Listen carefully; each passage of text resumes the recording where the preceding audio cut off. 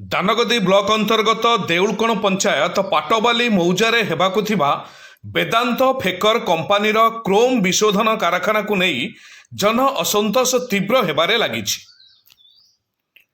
ଗ୍ରାମ ମଝିରେ ନିର୍ମାଣ ହେବାକୁ ଥିବା ଉକ୍ତ କାରଖାନା ସ୍ଥାନୀୟ ଅଞ୍ଚଳବାସୀଙ୍କ ଜୀବନ ଜୀବିକା ଉପରେ ଗୁରୁତର ପ୍ରଭାବ ପକାଇବା ସହ ଅଞ୍ଚଳବାସୀଙ୍କୁ ନିଶ୍ଚିତ ମୃତ୍ୟୁମୁଖକୁ ଠେଲିଦେବ ବୋଲି ଅଭିଯୋଗ ଆଣିଛନ୍ତି।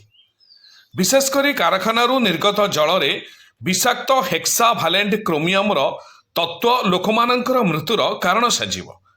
ଏହାର ବିଷାକ୍ତ ବର୍ଜ୍ୟ ସ୍ଥାନୀୟ ଅଞ୍ଚଳର ଲାଇଫ୍ ଲାଇନ୍ ଭାବେ ପରିଗଣିତ ଗଣ୍ଡାନାଳର ଜଳ ସମେତ ଜଳାଶୟଗୁଡ଼ିକୁ ଦୂଷିତ କରିବା ସହ ପାଖାପାଖି 8 ପଞ୍ଚାୟତର ଶତାଧିକ ଚାଷୀଙ୍କ ଜୀବିକା ନଷ୍ଟ କରିବ।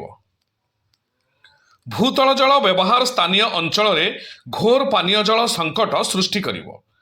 ସେହିପରି ଭାବେ କାରଖାନାରୁ ନିର୍ଗତ ଧୂଳି ଧୂଆଁ ଏକ ସୁସ୍ଥ ପରିବେଶକୁ ନଷ୍ଟ କରିବା ସହ ଯକ୍ଷ୍ମା କିଡନୀ କ୍ୟାନ୍ସର ପରି ଦୁରାରୋଗ୍ୟ ଅଞ୍ଚଳବାସୀଙ୍କ ସହଚର ପାଲଟିବ।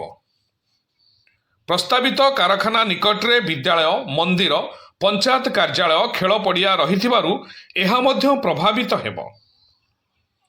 ଗତ କିଛି ଦିନ ତଳୁ କାରଖାନା କାର୍ଯ୍ୟ ଆରମ୍ଭ ହୋଇଥିବା ବେଳେ ଜଳ ବାୟୁ ଶବ୍ଦ ପ୍ରଦୂଷଣ ସହ ରୋଗ ଜୀବନ ଜୀବିକା ପ୍ରଭାବିତ ପରି ଗୁରୁତର ସମସ୍ୟା ଆଶଙ୍କା କରି 8 ପଞ୍ଚାୟତର ସହସ୍ରାଧିକ ଲୋକ ଏବେ ଏହି ପ୍ରସ୍ତାବିତ ଶିଳ୍ପକୁ ବିରୋଧ କରୁଥିବା ଦେଖିବାକୁ ମିଳିଛି।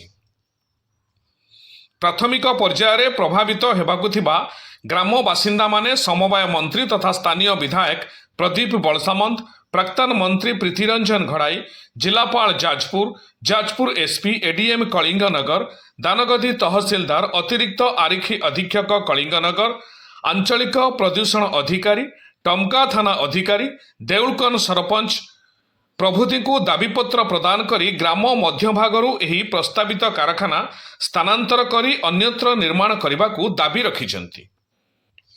ଯଦି ପ୍ରଶାସନ ଏହା ଉପରେ ବିଚାର ନ କରେ ତେବେ ଏମାନେ ଆନ୍ଦୋଳନାତ୍ମକ ପଦକ୍ଷେପ ଗ୍ରହଣ କରିବେ ବୋଲି ପ୍ରଭାବିତ ହେବାକୁ ଥିବା ବାସିନ୍ଦା ଚେତାବନୀ ଦେଇଛନ୍ତି।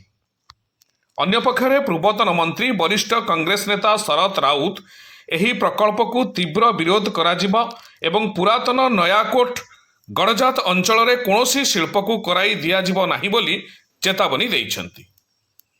ଟମକାରୁ ଅବତାର ଅଲିଙ୍କ ରିପୋର୍ଟ, ମହାଗିରି ନ୍ୟୁଜ୍।